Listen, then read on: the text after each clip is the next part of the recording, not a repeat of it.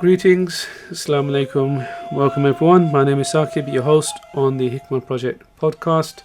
I pray you're well as we approach another blessed month of Ramadan. And today I speak to Fawzia, who's a Sufi teacher. More about her in a moment. But just to give you the heads up, we are hosting a Ramadan circle on the chapter of fasting from the Futuhat al-Makkiyah of Ibn Arabi, in which we look at the mystical text and the various dimensions of fasting in the month of Ramadan, from sighting of the new moon to inner meaning of taqwa and the blessed night of Laylatul Qadr. There's more details on the website. It begins on Sunday the 10th of March. Recordings are available for those who can't make the time, so please do register if you're interested. So today I speak to Fawzia Al-Rifai, Razina Fawzia Al-Rifai, who is a Sufi teacher.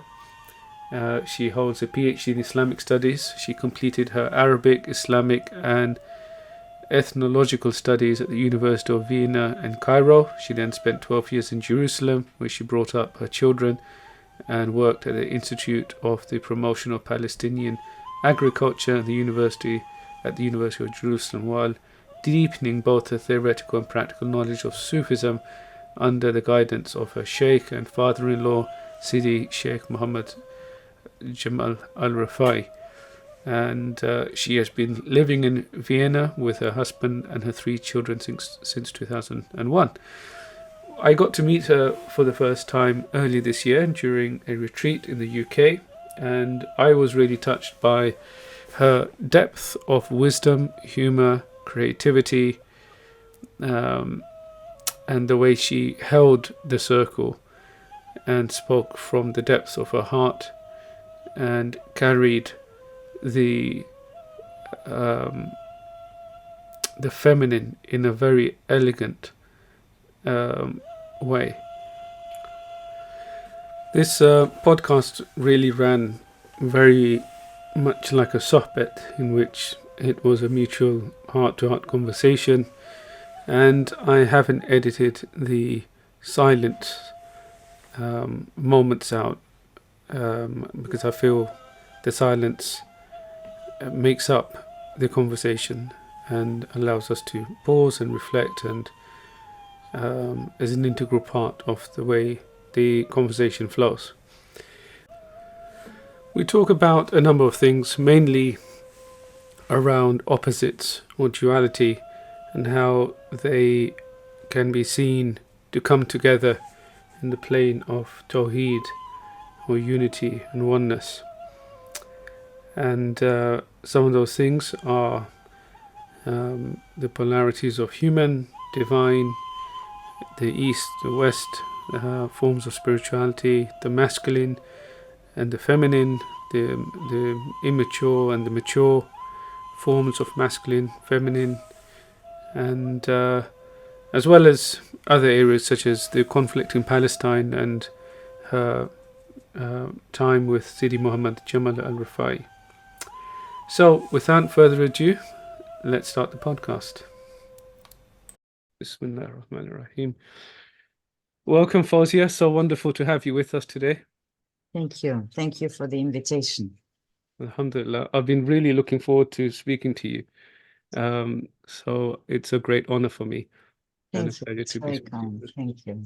So I feel called to discuss with you opposites and unity as a theme and the different manifestations it has.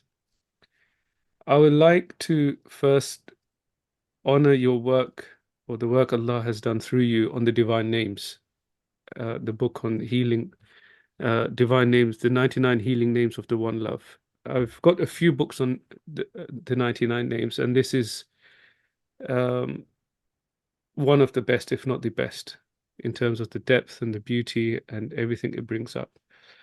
There are many, obviously 99 names in there, but I'll pick one to begin. The word I want to pick, the name I'd like to pick, is the name Ibn Arabi uses quite a lot, which is haqq. Mhm. And often people, when they approach a path, before they even delve into a path, they often say we are searching for haqq, the Mhm. objective reality, not the subjective one. And I've been conditioned to believe is God by religious or cultural conditioning. And so I'm searching for the truth. And Ibn Arabi also uses the word muhakkikun, those who have verified the truth for themselves, as I understand. Could you kindly tell us about this word haqq? What does it mean to you? And who are the muhakkikun? بسم الله الرحمن الرحيم اللهم صل وسلم وبارك على سيدنا محمد وعلى آله سيدنا محمد.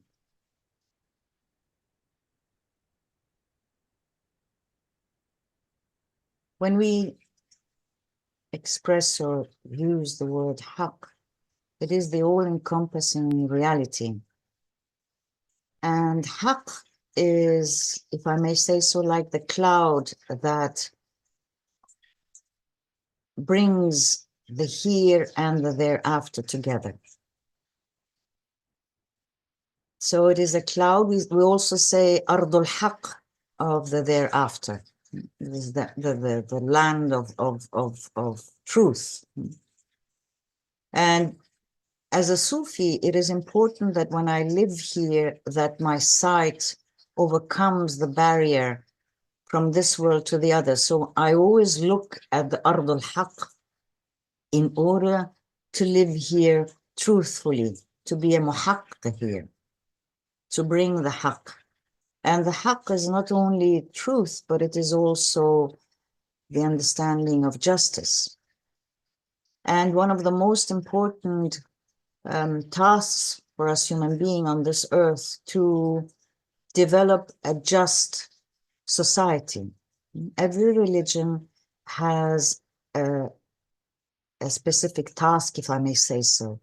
And the religion of Islam is to form here a just society. Now, how can I form a just society? A society is like a river formed of drops, and every drop in that river is essential in its consciousness and its way of it, how it behaves. So life is is like a wave. Sometimes it is in the valley and sometimes it's like a mountain. And these movements are fed by us human beings, by our consciousness. So we cannot choose where we are and when we are born, but we can definitely choose how we deal with the things that come to us.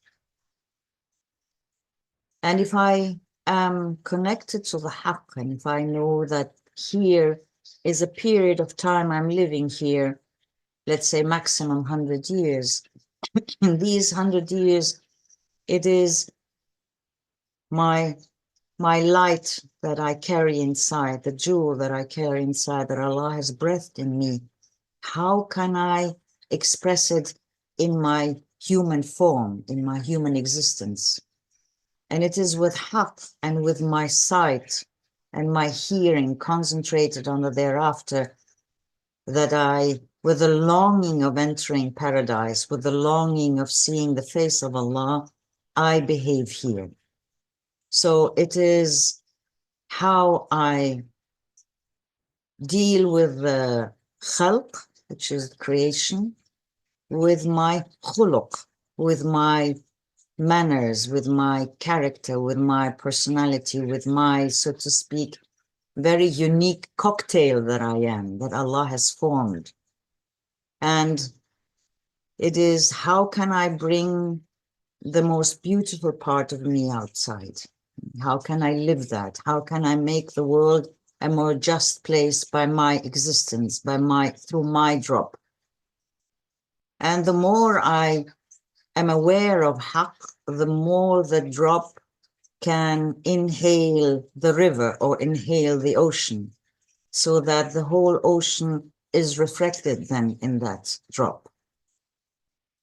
So with our dhikr, and that's why the dhikr is divided into three parts: dhikr al-lisan, wa dhikr al-qalb, wa dhikr al-ruh. So it is in this development of the dhikr that I come to be more and more a drop that does not reflect my personal story, but in which the whole ocean finds a reflection. And Al-Haq is the divine name that helps us to come out of the relative reality, because in life everything is relative. The absoluteness is with Allah. The absolute goodness is with Allah. But when it comes to the world, a world of duality, then you have everything is relative, connected to each other.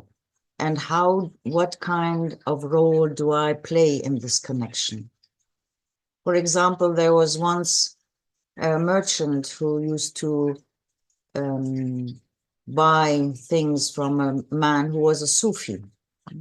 And he would come with his money and pay him, and he would give him the goods he needed. And one day somebody came to this man and told him, you know that this man is paying you with false money. It is not, he is cheating you. And the man answered, I know, but I am grateful that it is me he is paying to, that I am taking the false money, and by that helping the others not to be touched by that false money. This is an attitude one can only do when one has overcome the isolation of one's nafs. When one does not think anymore, what am my, how can I gain through what I'm doing, but how is the whole ocean affected? That is the reflection of the ocean in the drop. Beautiful. Thank you so much. Another opposite, seemingly opposite, I've encountered on the path, sometimes with Sufis, sometimes with others, is the mutual exclusivity of the heart and the intellect. And it is almost as though in one school of thought, they can't be reconciled. You're either in your mind, in your intellect, your akal, or you're in your heart. And I get the Zen Buddhist tradition, for example, will be, or Buddhism in general, would be very mindful and empty the mind of the thoughts. However, I've also seen how the Quran, Ibn Arabi, Rumi, the great sages, also teach us to think correctly. And so it isn't necessarily just a question of doing away with the intellect and being in the heart in order to progress on the path. I'm reminded of the Quranic verse, Bismillah ar-Rahman ar-Rahim, أَفَلَمْ يُسِيرُوا فِي الْأَرْضِ فَتَكُونَ لَهُمْ قُلُوبٌ يَعْقِلُونَ بِهَا. Have they not traveled through the land so their hearts may exercise intellection or reason, يَعْقِلُونَ. Could you say something about the relationship between the intellect and the heart on the spiritual path? Well, Sufism believes in Tawheed and oneness. And in that sense, there is one knowledge that comes from Allah, Al-Alim. And from that one knowledge, many parts in us are fed. So we have the knowledge of the body, we have the knowledge of the mind, we have the knowledge of the heart, we have the knowledge of the soul. All of these knowledges come from the same source. And each one of them has a specific role to play. And it is not for us to say, well, the knowledge of the body is not important, the knowledge of the intellect is not important. They are all important if I know where I stand and where I want to go. That means to use these different kind of knowledges on my path to Allah. And when we talk about the divine name Alim, we usually explain it with knowledge. but actually it means use every part in you, use your senses, use your mind, use your heart to reach what cannot be reached by the senses and by the mind. That is ilm in Arabic. And the whole sciences of the Islamic sciences are built on that. There's no contradiction between religion or belief and science. On the contrary, science, excuse me, serves religion. It is through science, through deepening myself in the understanding of creation, that it brings me closer to Allah. That's why it says, when a scientist takes a glass of water and drinks it, at the bottom of the glass, Allah is always waiting. So it is, as a Sufi, does not mean that the intellect is not important. It is just understand that it is part of many other knowledges, and use it in the correct way. So it is never, it's the same thing with all the attributes we have. Using them in the right place, they become a strength, although using them in the wrong place, they become a weakness. And this is why the Quran is also called Al-Furqan, the one that gives us the capacity to distinguish, because life on this earth is a constant, on the surface at least, a constant choice. We constantly have to choose. And for that, we need the knowledge of Furqan, how to choose. And the first verse that was revealed to the Prophet ﷺ was Iqra. اقرأ باسم ربك الذي خلق خلق الإنسان من علق اقرأ وربك الأكرم الذي علم بالقلم. And qalam means also the capacity to distinguish. So we human beings need to bring an order, if I may say so, into our being. That's why all the mystics say everything is in order. But everything is in order, yes, but everything has to be put in order by us. And for that, we need the outer knowledge, which we call the rules, the Sharia, in order through it to come to al-haqiqah. Beautiful, thank you. Another topic which I think is we touched on during the retreat is the relationship of not just the masculine and the feminine, but the growth towards the mature masculine and the mature feminine. I would just like to read a quote. How often are we envied, hated, and attacked in direct and passive-aggressive ways, even as we seek to unfold who we really are in all our beauty, maturity, creativity, and generativity? The more beautiful, competent, and creative we become, the more we seem to invite hostility of our superiors or even our peers. What we are really being attacked by is the immaturity in human beings who are terrified of our advances on the road toward masculine or feminine fullness of being. In the present crisis in masculinity, we do not need, as some feminists are saying, less masculine power. We need more, but we need more of the mature masculine. End quote. That's Robert Moore, King, Warrior, Magician, and Lover, rediscovering the archetypes of the mature masculine. And evidently we can see how religion, politics, when it's governed and run by immature people, men, in many cases, it causes all sorts of issues, from no space for the feminine to top-down hierarchies which are not rooted in principle or in the divine. Could you tell us what it means to be a mature man and what it means to be a matured woman? Because many women also, I am seeing, have been hurt by the immature masculine and carry those wounds, which sometimes they can project onto men in general. But also, certain paradigms in the modern era are not serving us. Certain forms of feminism equate equality in certain ways, and it turns more into a reaction against men as opposed to going deeper and responding with something more beautiful. And with men, young boys, I mean, I have a teenage son, we don't see many examples of what it means to be a man, a matured man.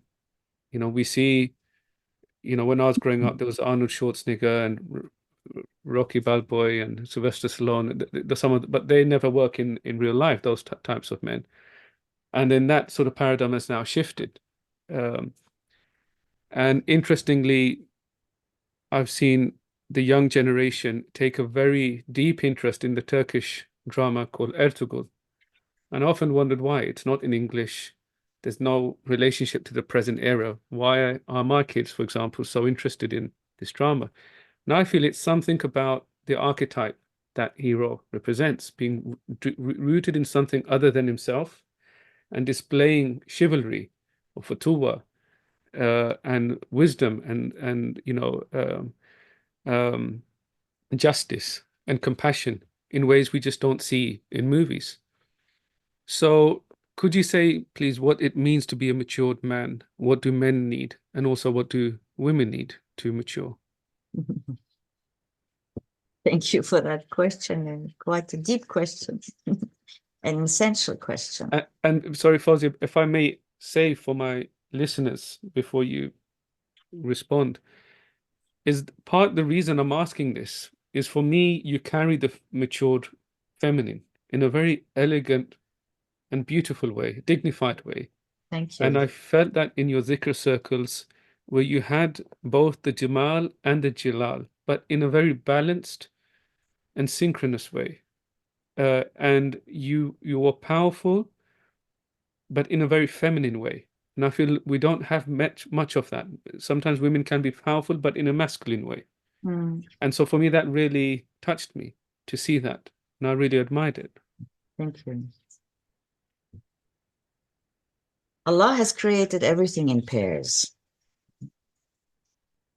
And just as our mind, for example, is divided into the left and right hemisphere, everything in life has a pair, with the exception of Allah.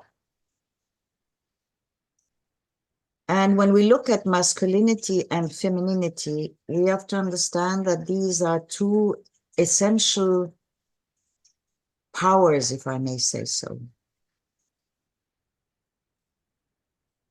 The masculinity is the power of separation, and the femininity is the power of unification. What does that mean? The masculine energy, if I may say so, and it lives in men and women as well, and the feminine also in men and women. But what does the masculine quality mean? It means I go into the state of separating myself in order to reach an aim. And the feminine quality is like a glass of water. When you drop it on the table, it spreads. So it unites, it embeds again into unity. If we don't have this quality of femininity, we would be very aggressive and destructive. And if we would not have the masculine quality of separating and going towards an aim, we would not be able to develop.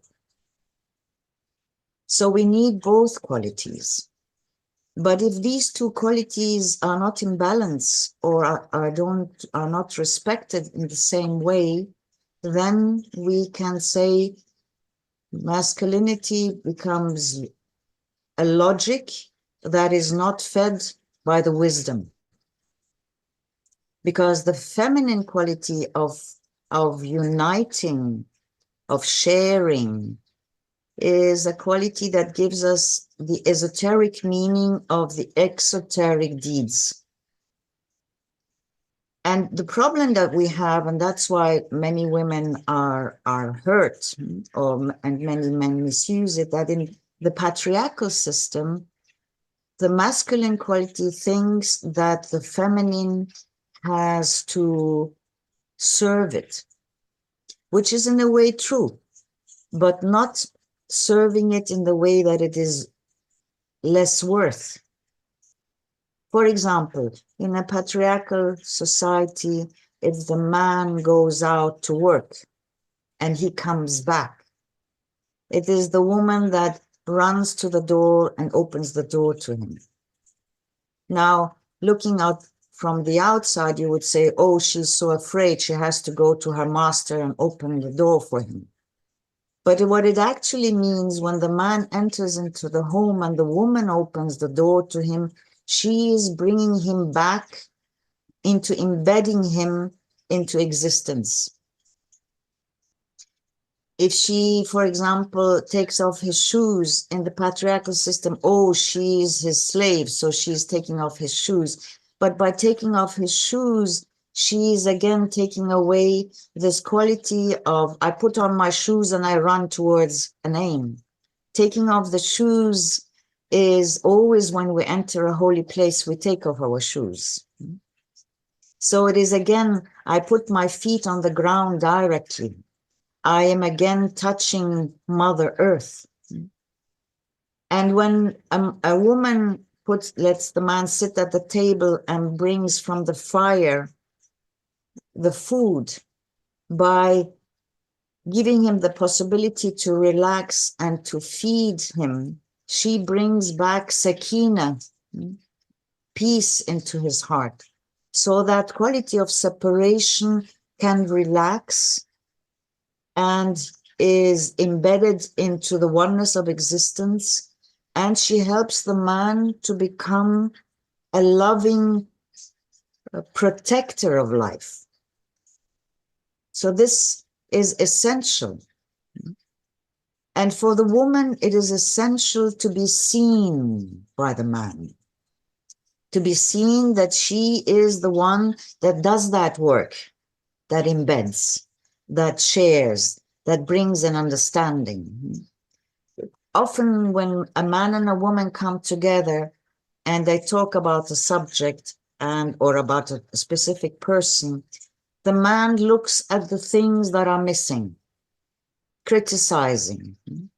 The woman, so to speak, leans back and tries to show him the other aspects. Well, he did that because he has many problems in his work. He did that because he was worried. He did that. So she gives him the explanation of the sharpness of seeing the mistake or seeing what is wrong, embedding it again into the wholeness. So that's why it's very difficult for a man to live without a woman. That's why it's often when relationships break, a man much faster starts a new relationship than a woman, because it is very difficult for a man, and almost, let's say, dangerous, to be without a woman that embeds him. And that's why a thing a man longs for most is somebody to conquer his heart. That's actually the greatest wish of a man, that the woman come to conquer my heart and allow me to enter into the realm of darkness. Because women know that it is in the darkness that life grows before it shows itself. For men, it's fearful. So we need both. We need logic and we need wisdom. We need that clarity and sharpness of the masculinity, but we need also this, how should I say, the diffuse consciousness of a woman. She's open like a fog, and in that fogness, she's stronger connected to the soul, while in the sharpness of clarity, into the knowledge, there's like a barrier, and this barrier can be only opened when the man serves femininity. I don't know if this answered your question. No, if I can just ask, could you kindly add the beautiful example you gave when a man and a woman are standing, and if they should drop something, it was not in the, yeah, I thought that was very nice.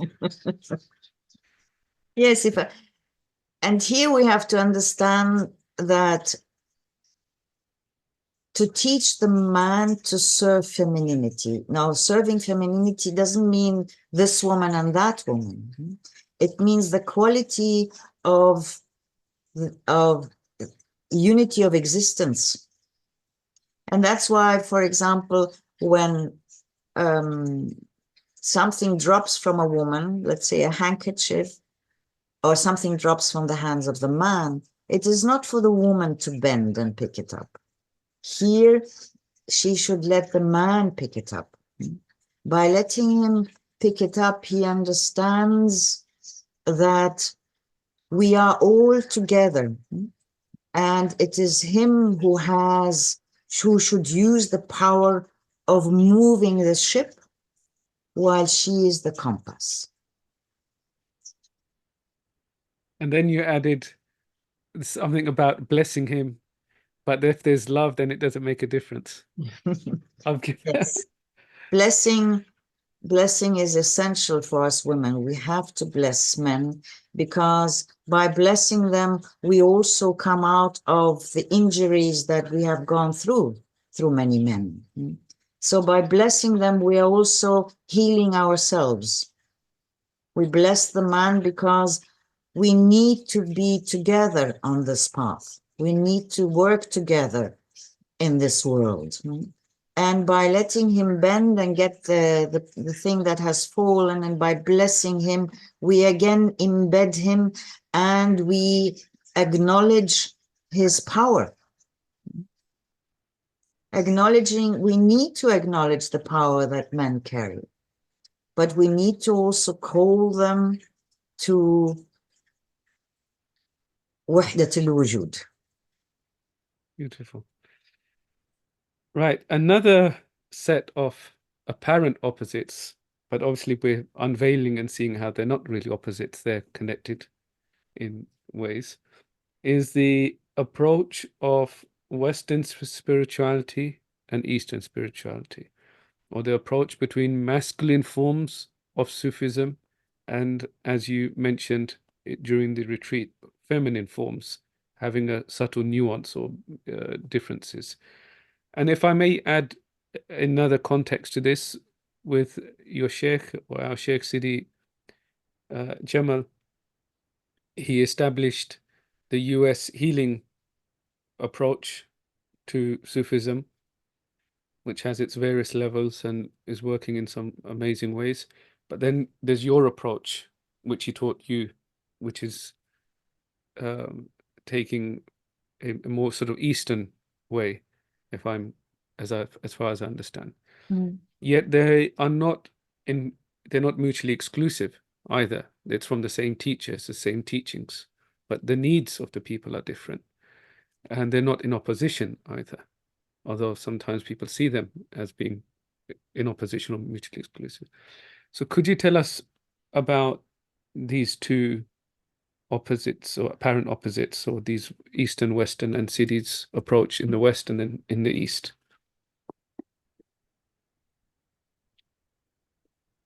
Well, maybe the easiest way to explain it is that the Prophet Abraham had two sons, Ismail and Ishaq. And Ismail was called the Halim, and Ishaq the Alim. That means the path of Ishaq is a path of knowledge and understanding. The path of Ismail is the path of the wisdom of the heart.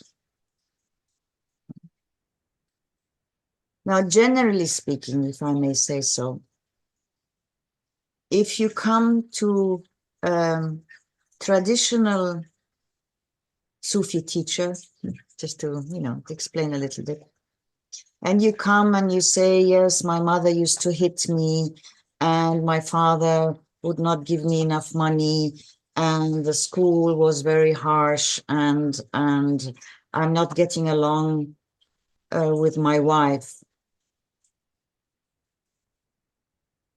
The answer would be, so what?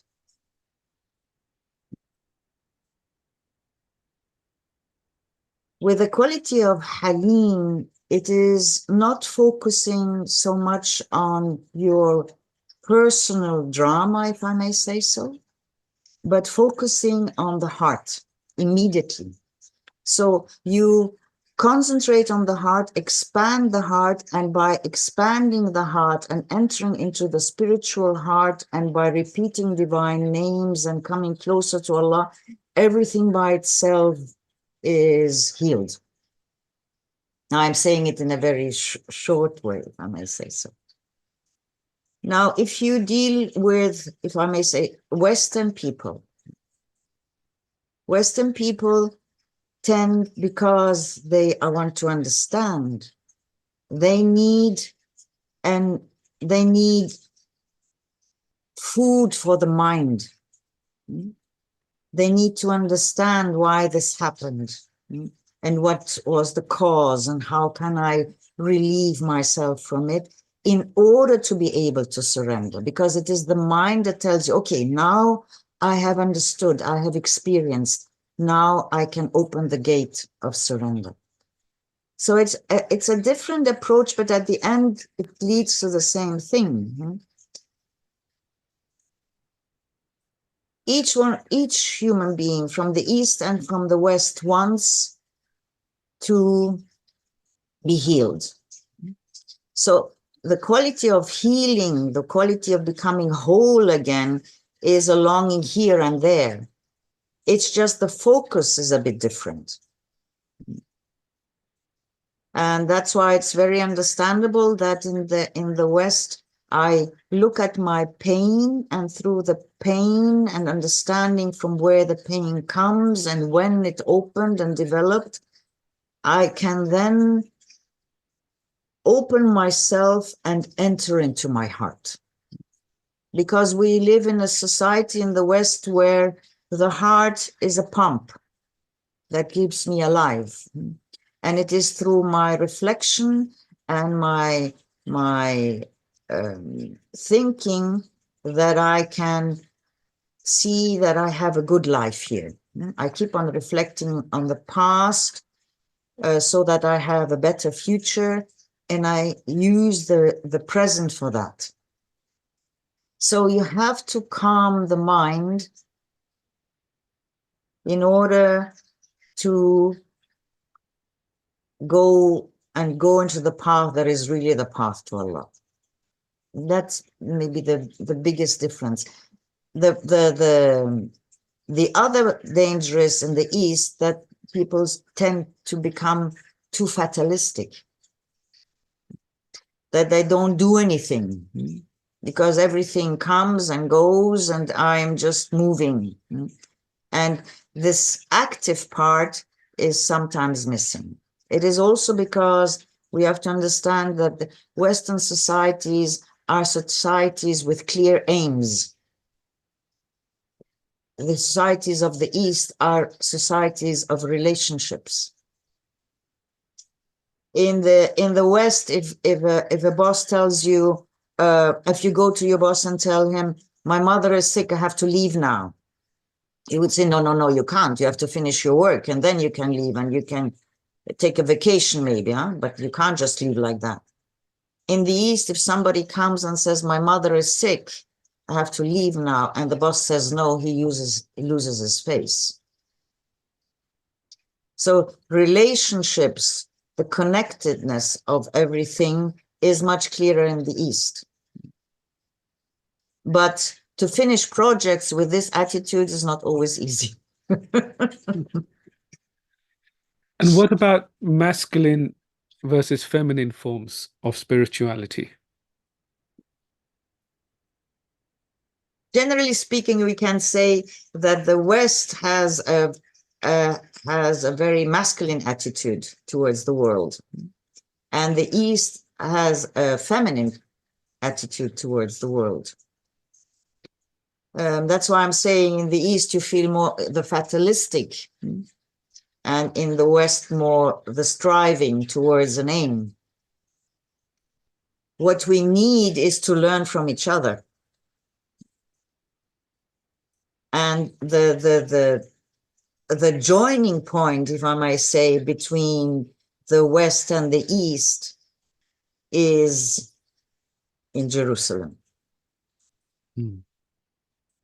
Beautiful. Another aspect I would like to ask you about is actually related, funny enough, to the word hikmah, which is the name of the project and the podcast. But the context is about universality and particularity. Sometimes people have an idea that we should only think and stay within the Islamic framework, as in the Quran, Hadith, and the teachings of the tradition. However, we know also in the Quran, Allah says to the Prophet that we have sent you as a mercy to all the worlds, Rahmatul lil Alameen, not the Muslims or people of a particular age. And then the hadith of the Prophet, peace be upon him, in which he says, Al-kalimatul hikmatu dalatul mu'min fahaythu wajadaha fahuwa ahakku biha. Wisdom is a lost property of the mu'min. So wherever he finds it, then he has a right over it. And it is also from this universality, I understand it as being universal. It's a, go into China to seek knowledge. Presumably that wasn't Islamic knowledge, going to China. And it's because of this universality, somebody like Rumi, who wrote some 800 years ago, can be a best-selling poet in America for a good number of years, which is astonishing. Presumably it's not the Muslims in America who are reading him. So he's speaking to somebody from some timeless realm. And I often find it helpful sometimes even to read or understand things from Zen Buddhism or other traditions while being grounded in the Islamic Sufi tradition. And so could you say something about universality and particularity? And I'm just being, a thought that's just come to my mind is the Shaykh Al-Akbar Ibn Arabi brings the two together so beautifully, and he finds the universal in the particular through the subtle nuances of grammar or law or everything is in the Quran and Hadith. And so he's taking a reading, if I may say so, of the Quran or the Hadith. He's seeing meanings which are both particular and universal. So he never denies the particular context or the literal word. In fact, he goes into the literal word to derive the universal from it. And I think sometimes we lose that, both as Muslims and Sufis sometimes. But I find that you bring that mysteriously. I'm not sure how, but you are able to bring it, but remain grounded as well. So could you kindly say something about that? If I know where I'm standing and where I'm going, then traveling around and drinking from different cups. And why do we travel? We travel to see new kinds of freedom, because every people have forms of freedom and every people have forms of restriction. If I know where I'm standing and where I'm going to, there's no danger for me to travel and to see and listen to other forms. First of all, because I know everything that exists in this world, all that multiplicity, all that ambiguity are just different signs directing us to oneness. So if I have drunken from oneness, then there's no danger, and the Muslims have never found a danger in looking at other traditions and seeing, oh yes, this is similar, oh, this is something new. There is no danger there, as I said, if you know where you're standing and where you're going. It's like if you go around and dig 25 shallow holes because you've tasted here and there and there and there, you will not reach anything. You need to dig one deep hole of many, many meters, I say now. And then from there, you can look at the other holes. Because in the essence, there's only one truth. But it can be dangerous if you're not embedded,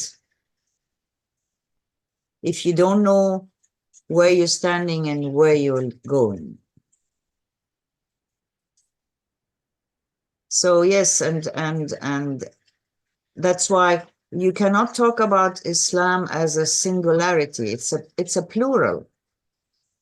And it has different shades and fragrances in every country you go to.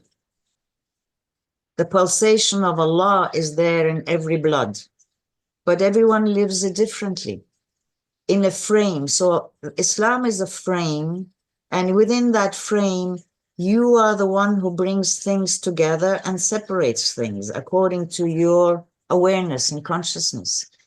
And that's why people, all Muslims or mu'mins, pray and fast and give zakah and so on and so on. But what makes the difference is the taqwa, the consciousness. There is the difference. And this is essential. This is what, and that's why whenever we open the Holy Quran, we have the feeling, oh, as if I'm reading parts for the first time in my life, although I've read it hundreds of times. Because every time the Quran reveals itself according to your state, according to your consciousness, something comes clearer to you, comes closer. You suddenly drink from it. That's why it's called surah. A surah means wall. It's a wall around every surah, around every chapter. And so we run around this wall, running and running and reading till with one of these surroundings, suddenly a brick falls down and the light of that surah touches us. So it is a process. And the Quran is essential for us because the Quran includes all levels of consciousness that humanity has gone through.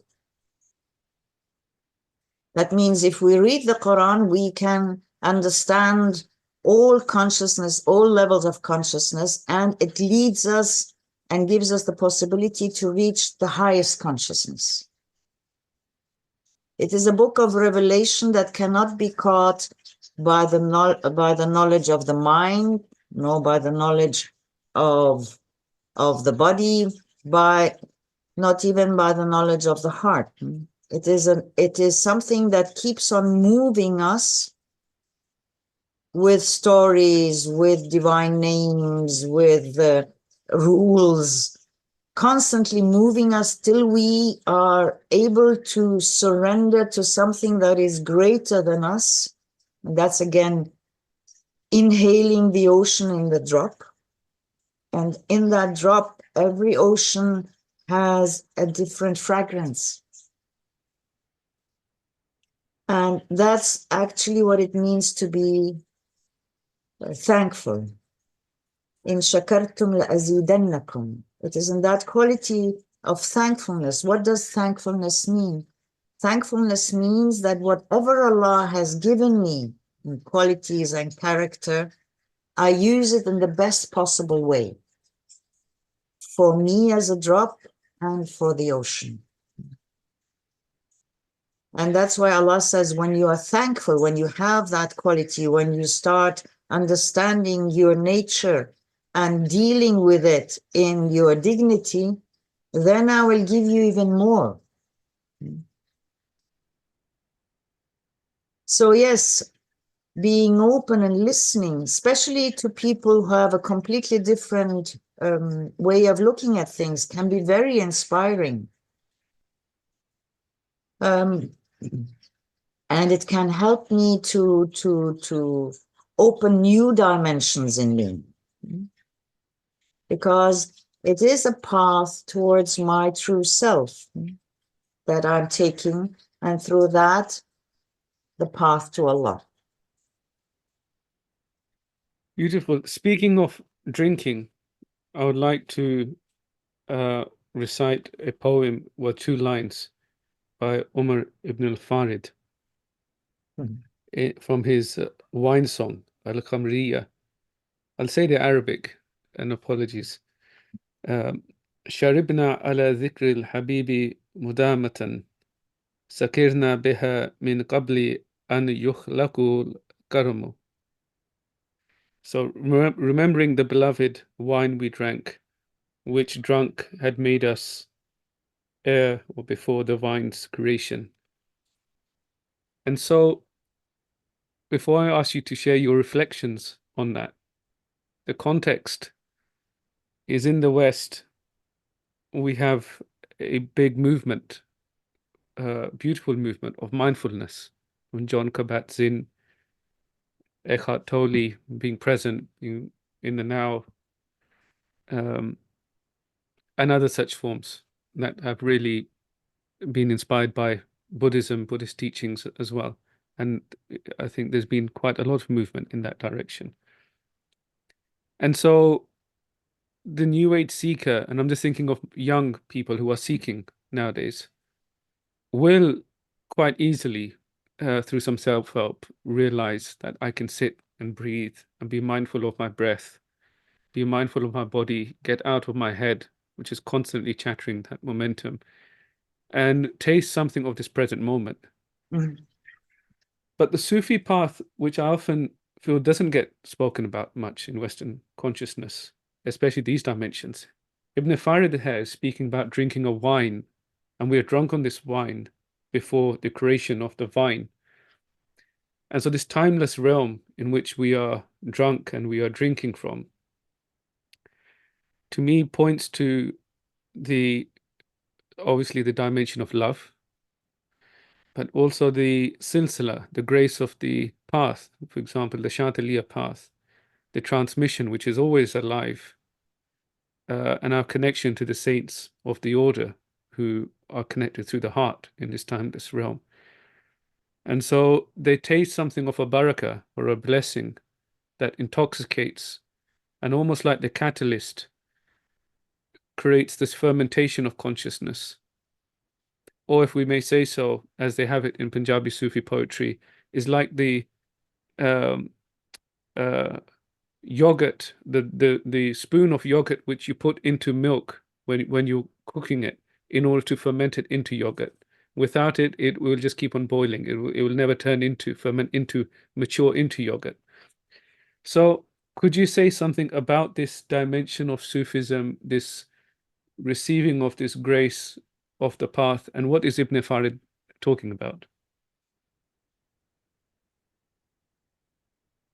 One of the essential things on the path is the breath. Allah has breathed into us this divine spark. And through the breath, we are able to go back to that spark and allow that spark or that light to shine into our human existence. And that's why it's touching to see, because almost all spiritual paths talk about the breath, or not spiritual, for example, being in the moment, being present. Because one of the most important thing is to be present, to be in the moment. Only then are we truly connected to Allah. Is there truly a dialogue? So the technique of being in the moment is essential. What we add as Sufis, that we do not only when we are in the moment, then the work actually starts. So it is the breath that where I go back to al-awwal wal-akhir wal-zahir wal-batin. And this is what is also meant with this drunkenness. We human beings are very special beings. In our non-manifested time, we belong to the awwal. Before time, we were created, in a sense, without being manifested. And we were brought into creation as the last ones, al-akhir. And at the same time, we carry the knowledge of zahir and batin, the seen and the unseen. So in a sense, we are like a vertical and a horizontal line. And the point of meeting is us human beings here in existence, and specifically on the level of the heart. Because the level of the heart, and we talk first about the physical heart, but through the physical heart can we reach the spiritual heart. Our heart is, so to speak, divided. One face is to the universe and one face to Allah. To the face to Allah, we are in the quality of nothingness, and in the face to the universe, we are everything. And when the nafs misuses it, then it can show itself in either being arrogant or having very low self-esteem. In that sense, it shows itself on the nafs level. And arrogance and little self-esteem are two faces of the same state. So we human beings are the ones that can unite the seen and the unseen, and we can unite in our consciousness the here and the thereafter. We are these wonderful beings who are able to do that if we have taqwa. If we have this, taqwa is often translated with fear. Yes, there is fear, but it is a fear of losing that consciousness of Allah, or of being in a way where Allah is not pleased with us. We know that in our process, and this is also, that's why the East deals a little bit differently. We're in the process that we come with a life energy to this world. And from that life energy, we become then, through situations we go through, we become moral beings. And after being moral beings, we then become worshippers. This is a process. And the Eastern does not look so much as I said, the problems of the personal problems of a human being, but it looks more, how can I bring, it starts with the worshipper that flows down to the moral and to the basic, the nature of human being. In the West, it's the other way around. The nature goes up to a moral and then goes up to a worshipper. Maybe this is also one difference in that. So being the point of al-awwal wal-akhir wal-zahir wal-batin, we are able to bring disharmony and harmony into this world, even if we are not believers. You don't have to be a believer to bring harmony or disharmony, because we have, knowingly or non-knowingly, we have this divine spark in us.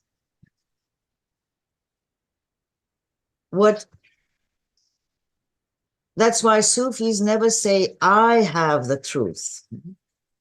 They always say, let us exchange and walk together on the search for the truth. And that's why they can understand that they are, in a way, holding the core of all religions. They do not have to separate.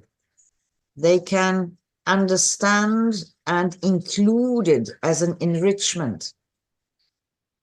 And this is the beauty of this path, of the school of mahabba, as you say, the school of compassion, the school of grace, because it is through ألا بذكر الله تطمئن القلوب وما أرسلناك إلا رحمة للعالمين. It is through the dhikr that the heart can surrender and bring the outer to the inner and the inner to the outer.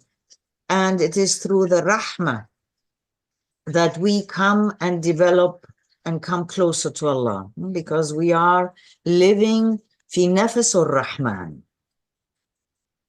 So the more rahmah we have, that's why you say a spiritual teacher in the inside has always the qualities of a mother.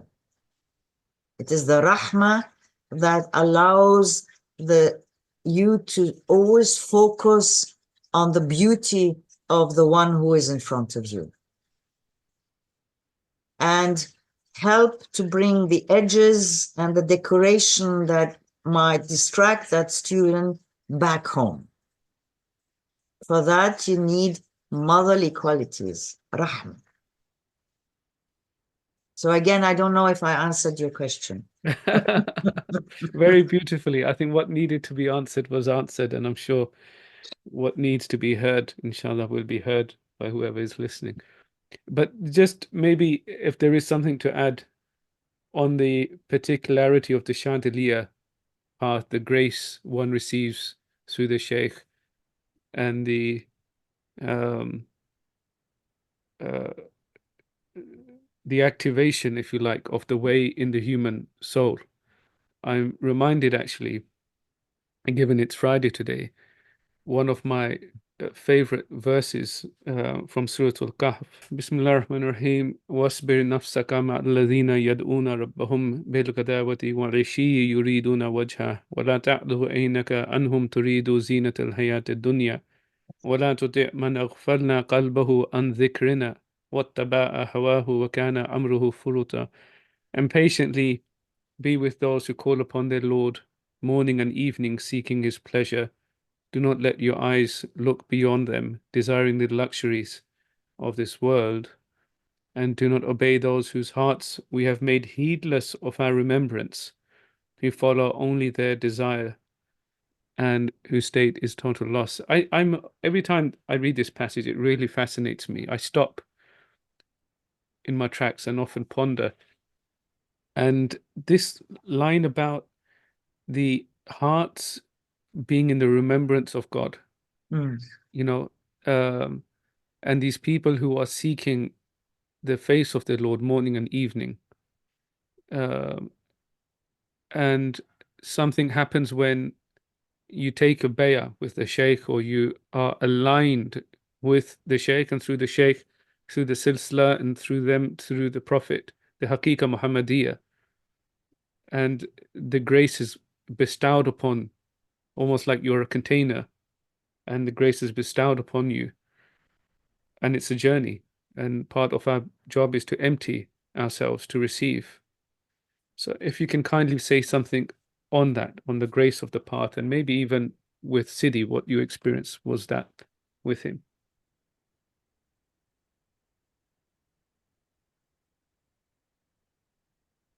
Well, generally speaking, a tariqa shadhiliya is not a very spectacular tariqa. It is a very gentle, quiet, and yet very strong and clear tariqa. What is asked of us in this tariqa is to learn to put our heart in the hands of Allah, meaning having a very clear niyyah, intention in our life. And with that intention, then looking out to the world, being in the world, being actively participating in the world, and helping to bring this knowledge of my heart is in the hands of Allah into the world. bringing the unseen into the world. That's why the Shadhaliya Tariqa used to take only people who were involved in life, either by marriage, by work, and so on. It was very essential that in the arena of life that I grow. And that's why I was talking about dhikr and in the Surah Al-Kahf, it says that the dhikr al-lisani wa dhikr al-qalbi wa dhikr al-ruh. When I start with the dhikr, and every Muslim is in the dhikr, I do my work, and I cook, I type, whatever I do, and at the same time I am doing my dhikr. This is what we call the dhikr of the tongue. That means I know I am here and I'm doing the dhikr and I'm doing the things. The dhikr al-qalb is another kind of dhikr, the dhikr of the heart. It is while I am doing my dhikr and while I am living in the world, I see the signs and traces of Allah in everything. This is dhikr al-qalb. That means the eye is looking at the you. So it is expanding. The dhikr al-ruh is a dhikr where the you looks at the I. That means my complete awareness that Allah is always seeing me. And I see myself through the eyes of Allah. This is dhikr al-ruh. It comes from inside. The ruh is seeing you, is accompanying you. And that's why you say it is the maqam al-ihsan, because when you know that the beloved is looking at you, you do everything in the most beautiful way you can. Nothing changes and beautifies us so much as love. So this is then dhikr al-ruh. And this is the state that is asked of us when we say we put our hearts in the hands of Allah. Never to always know you're not alone. And to always know that Allah is guiding you and healing you and providing for you. He is the sustainer. And with that, you are no more attached to yourself, but you are attached to Allah because you see yourself through Allah. Meaning the soul sees. So the first state is, or the second state, dhikr al-qalb, is when the eye opens, of the heart opens. And the heart has only one eye. It's the eye of unity. We have two eyes for the body to see duality, and the eye of the heart is one. It is to see in everything Allah. And this is dhikr al-qalb. But we want to reach dhikr al-ruh, meaning the intention is very clear that I'm doing everything for the face of Allah. So it's no more my little history, but I have become the drop that can contain the whole of the ocean. Beautiful. I'll also like to touch upon actually that brings us very nicely onto another so-called duality. And this time it's between the human and the divine.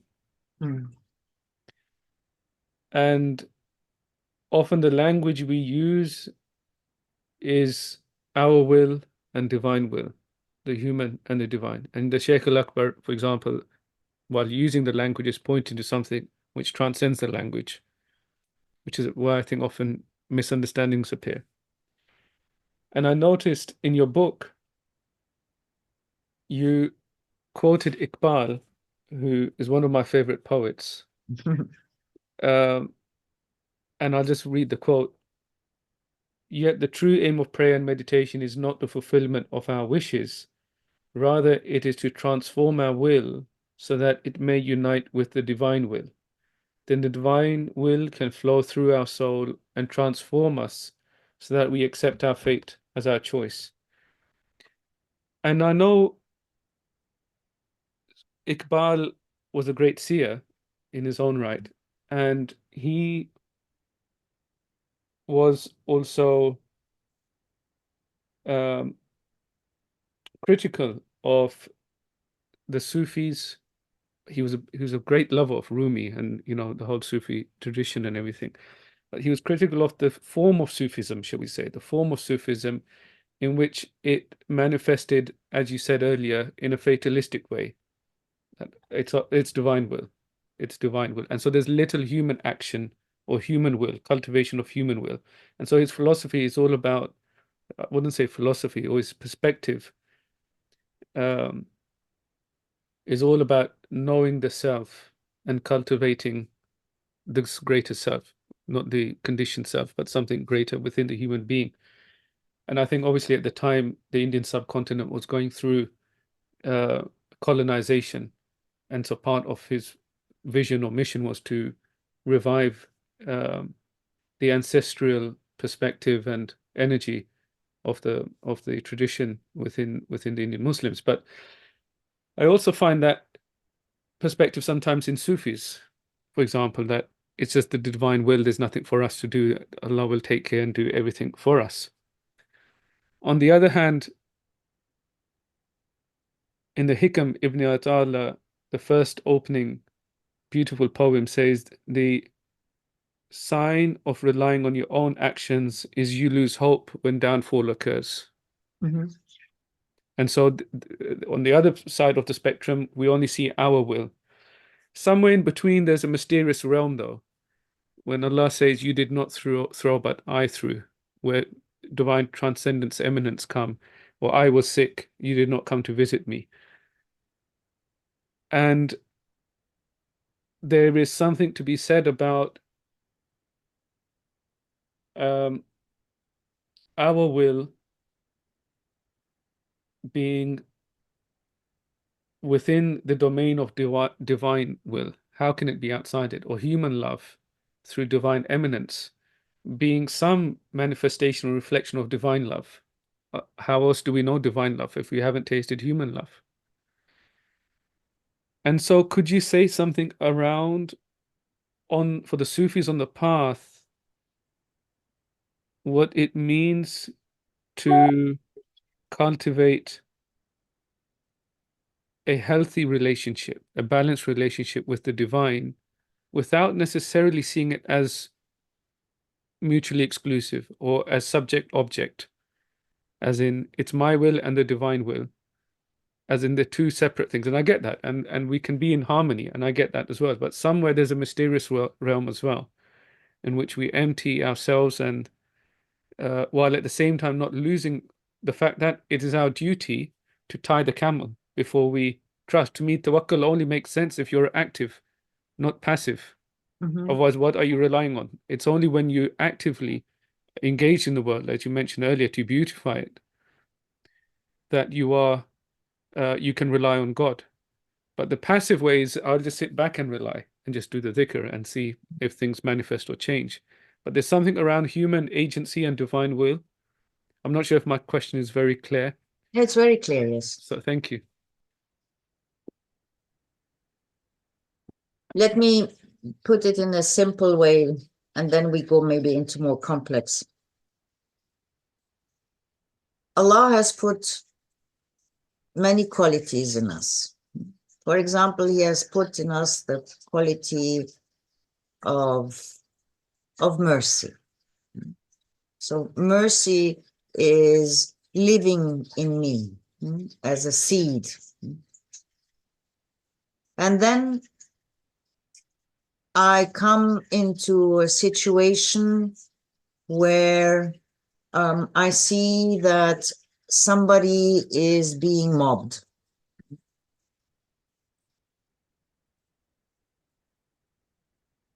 My mercy comes up, wanting to protect the person who is being mobbed and wanting to protect them from the person who is mobbing.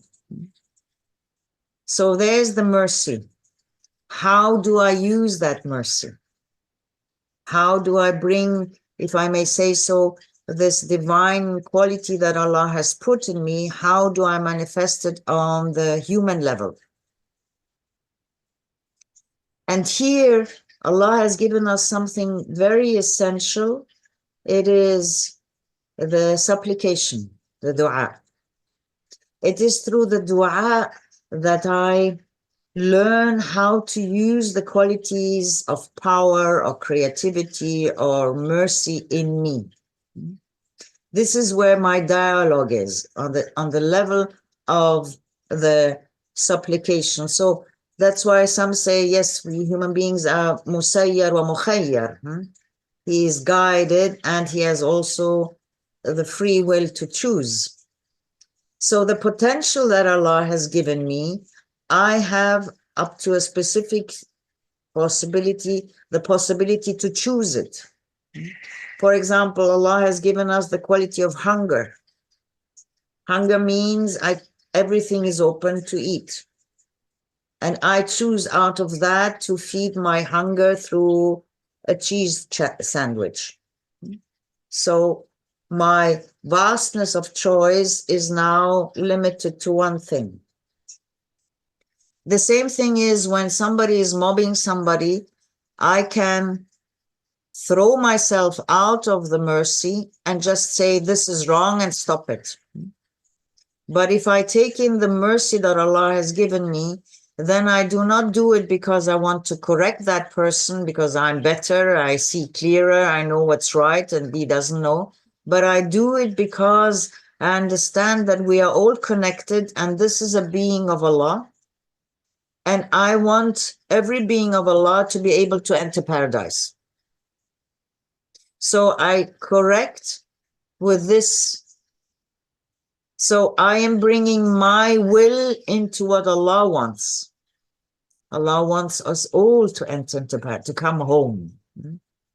So my will, which would be maybe the nafs would love to just puff itself up and say, no, don't do that. I do it that it is the will, because I know this is the will of Allah to bring everyone into paradise. So it is a different way, a different attitude. My will is taken by the taste. It is colored by the will of Allah. So at the end, if I may say so, I cannot distinguish anymore between Allah's will and my will. And yet it was me who did the act. I have chosen to open that. It's like, if I may say so, Allah is the sun and we are the rays from that sun. The rays have no existence without the sun. Yet it is the ray that touches the tree and touches the grass and touches the flower and has an effect on it.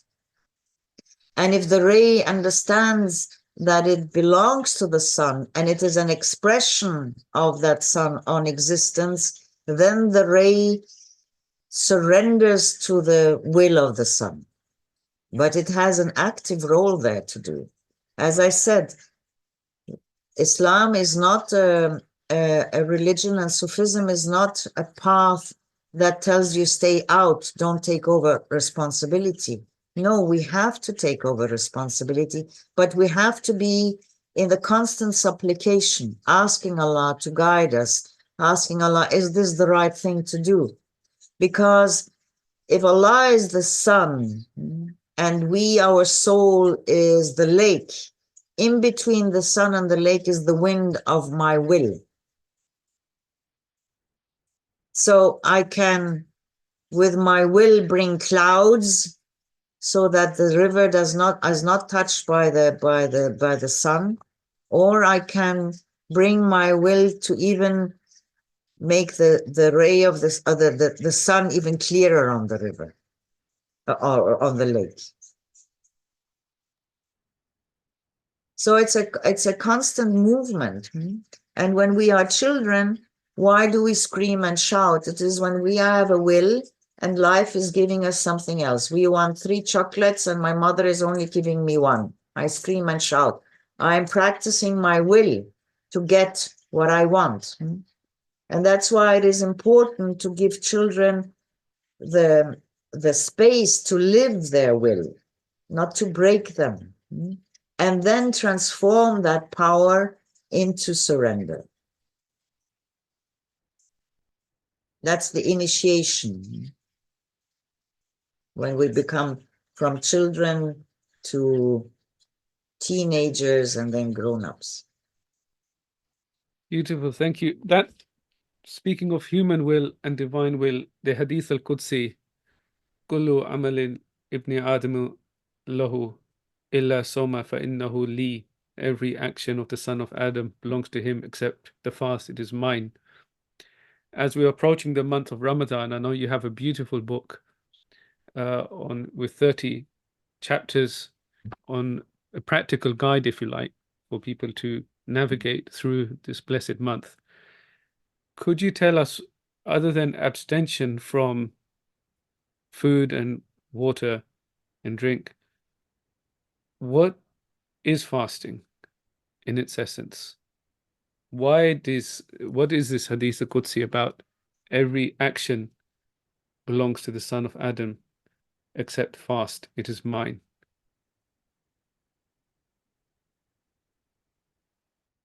There are many levels of fasting. We have the first level, that is to abstain from eating and drinking and sexual intercourse and everything that comes from the world inside and everything that is usually allowed. So Allah is taking us out of the world in order to turn us to the inner world. And that's why it says, Kutiba alayna siyam. It is, I don't know how to explain it exactly in English, but it is written upon us. When you say Kutiba alayya, it is something that is not easy to carry. Because the month of Ramadan takes us out of all our habits, our normal rhythm, that what we know, and the nafs loves, and we love as we love our rhythms, like, I don't know, having our coffee in the morning or having our sweets in the afternoon or whatever. No? So Allah is taking us out of that, which is already very challenging for us human beings. And Allah knows that it's a challenge. So, and it is a challenge for the nafs. We are allowing Allah to weaken us, to have no more that control that we always want to have. So surrendering to the idea, I'm allowing Allah to make me weak, this is, for us human beings, not easy. And that's why Allah says, fasting is for me, because here we are going towards weakening the nafs. And I'm giving you a whole month to separate yourself from the world and to look to that inner world. And the next step is then a fasting from the words and how we express things, and the fasting of our thoughts. That means leaving everything behind, not talking about anything but about Allah, not thinking about anything but about Allah. These are also levels of fasting, which we are also taking in according to the possibilities that we have. But already the first one is so strong that Allah says, yes, if you do that, then you're doing it truly only for me. And it is interesting, we have many Muslims who might not pray the whole year, not think of much about their religion. But when it comes to Ramadan, there's an excitement there that almost everybody can't but fast, even if they hate it, if I may say so. But there's a force there that just pulls them into that fasting state. So it is a very challenging time, especially if we use it right. It is the fragrance of that month stays with us than the whole year. And it feeds us and nourishes us. And it purifies us, because having this dry fasting without drinking is also a renewal of the whole body. Every cell is purified and cleaned. So this kind of fasting from everything is like a 1 month purification on all levels that Allah has given us. So it is a very special month, and we all expect it with excitement, but also the nafs in a form of a little panic. On that note, I'm reminded of Hazrat Umar bin Khattab, who went to the companion who had a list of the hypocrites the Prophet gave him and told him to keep it secret. So he went to him just to ask if his name was on the list. And this is somebody whom the Prophet said, if there was a prophet after me, it would have been Umar. Or if Umar goes down one way, Satan goes down the other. And so on the path, I mean, it's an extraordinary thing to have muhasabah of your nafs to such an extent where he's saying there's signs of hypocrisy almost, or there's work to be done. So what would you say to him if you met him at that moment? And maybe there's something to be said about compassion, as you mentioned earlier, towards creation, but also yourself. And also along the way, when you reach the seventh station, whether that work still continues on the nafs, whether the saint still has the need to work on the nafs. When you come to that state of the so-called seventh state, when you walk through the sand, you don't leave any traces anymore.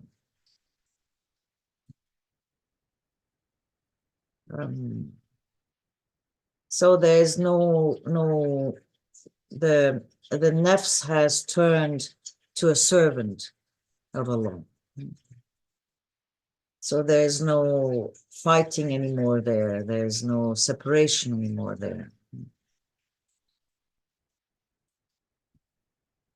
When I hear stories like the one you have mentioned, I understand deeply what he means, because there is a constant fear of being a hypocrite. It follows you all the time. And on the same time, you know the mercy of Allah is always there. There was once a story where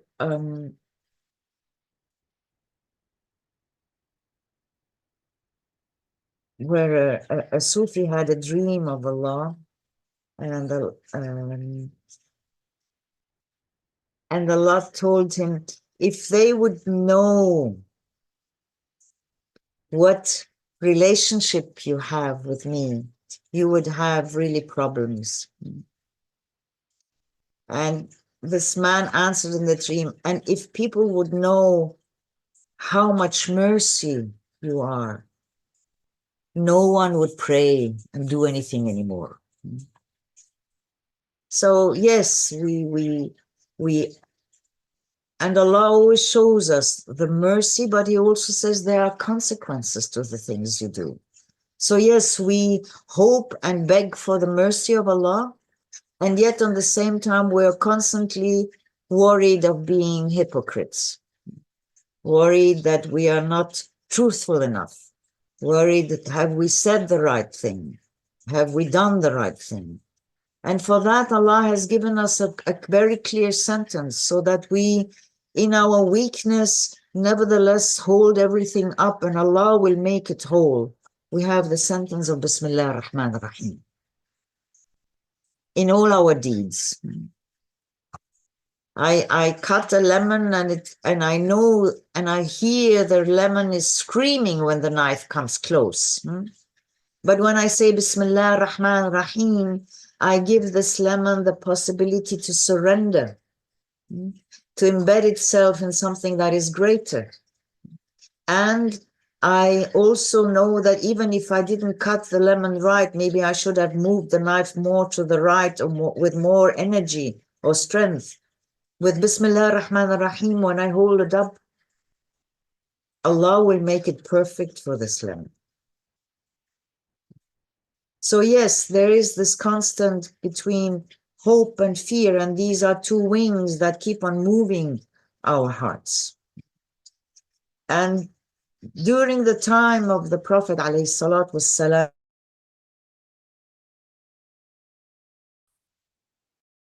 there were times, if I make it a bit modern, if in the times of the Prophet you were outside the breath of religion and faith with 10%, you were lost. If you're nowadays in the breath and religion 10% inside, you're saved.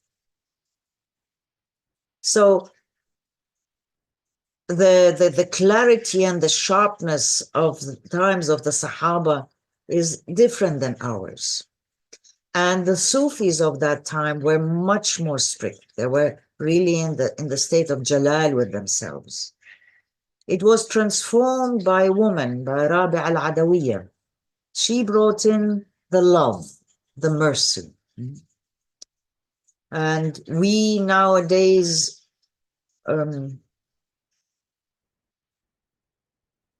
drink from the mercy so that we can, in our panic that we're hypocrites, we on the same time, our heart can surrender in the hope that we are doing our best. And that's why it's so important to, at the end of the day, to ask, have I done anything wrong to your creation?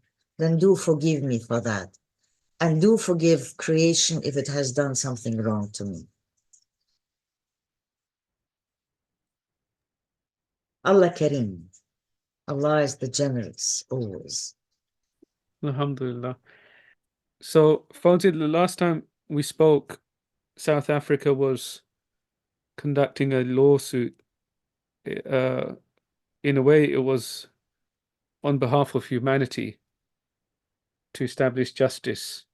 And you rightly said that if we fail, if it's not successful, then we've failed as in some respect as human beings, to at least acknowledge the injustice, let alone establishing the justice.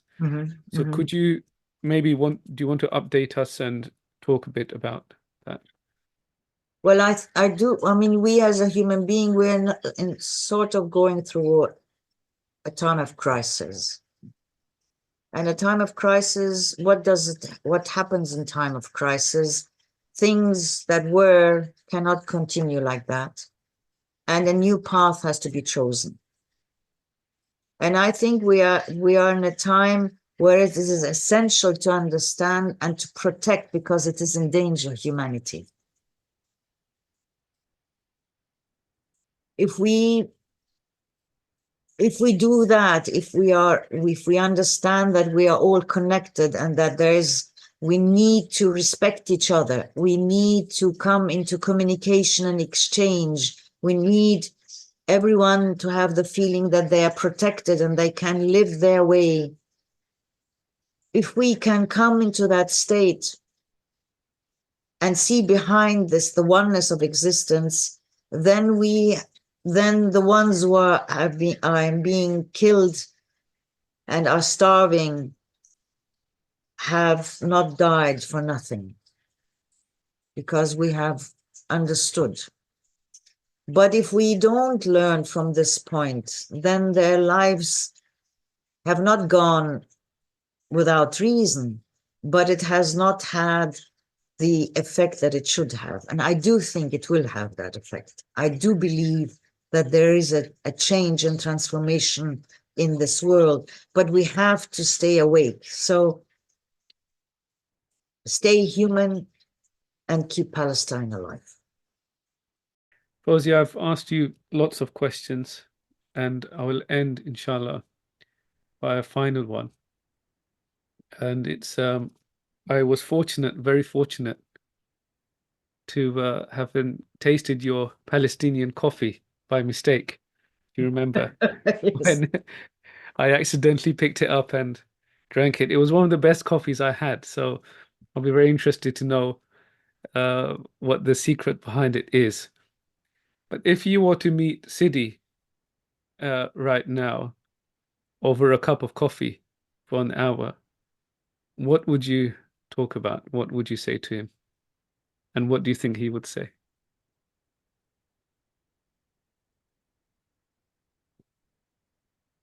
When I was with Sidi and I lived in his home for 12 years, most of our conversations on the soul level were silent. We would just sit together. As you said, we would drink coffee or tea, but just sit together. It was like sitting near a great soul and just breathing with that soul. That was most of our times. Other times it was, yes, practical things. We used to work together in the kitchen, helping to separate the leaves from, what do you call the strings? The stem. Yes, stem. So we would pick together in a rhythm together, or sometimes we would walk together slowly, or when he would come home, I would run to him because he would always come back with little bags filled with different kinds of things. For everyone, something. For the children, a balloon or a sweet, and for the ladies, something to cook. So there was not much speech between us, I do have to say. It was more a being together. And from that being, just drinking from him. And definitely sometimes specific questions would come and he would answer. But usually he would answer an answer which I did not always like, I do have to say. He would often answer and say, everything is within you. Everything is within you. So he would always, in a way, push me back to see, well, what is that? Everything is in you.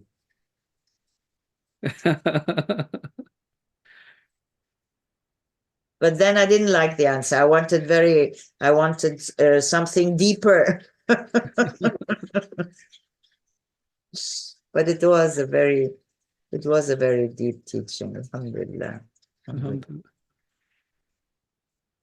And for my listeners who are seeking or don't know they are seeking, and who've never met a soul like Sidi, which seems to be becoming increasingly rare, it, to see people of that sort of station with spiritual development. It feels like there were more people, of that sort of generation and that depth. Allahu alam. Maybe there are everyone, the saints are all present but hidden. But they don't seem to be as easily accessible, is what I'm trying to say. Mm. So often I'm thinking of a friend, a cousin of mine who is seeking, and uh, for him, it's not a question of intellectual proof. He just wants to taste. And I think sometimes that taste comes through interacting with somebody who's matured and ripened and a saint or somebody who is the ocean in the drop. So how would you describe Sidi not in his relative form, but in what he carried in his sainthood to somebody who hasn't met a saint?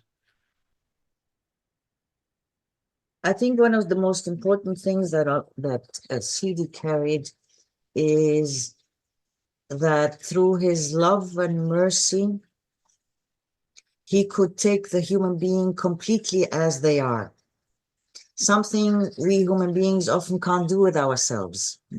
There are many parts in us we don't like, we want to hide, we suppress or oppress. And a great soul can take you with everything.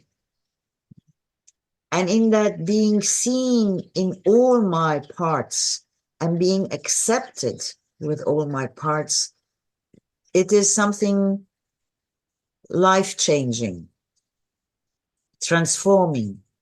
Because first a teacher has to take in and then point to the beauty you carry. And when he accepts you and takes you as you are and then points to the beauty you carry, from that point on, you experience that beauty and you can also accept yourself, and by accepting it, start to beautify yourself according to that what was touched. And I think that was the big secret of Sidi, that he could do that because he was a great soul. Beautiful. Fawzia, thank you so much. It's been an absolute pleasure and honor to be speaking to you today, and I look It forward was to wonderful. Thank you. more conversations. Thank And you. I do forgive me, at the end, Allahu A'lam. We are all little rays, and we are here to support each other and inspire each other. And may we all be protected on our path to Allah. Amen. Amen. Thank you. Thank you so much. Thank you. Thank you. Assalamu alaikum wa rahmatullahi wa barakatuh. Wassalam.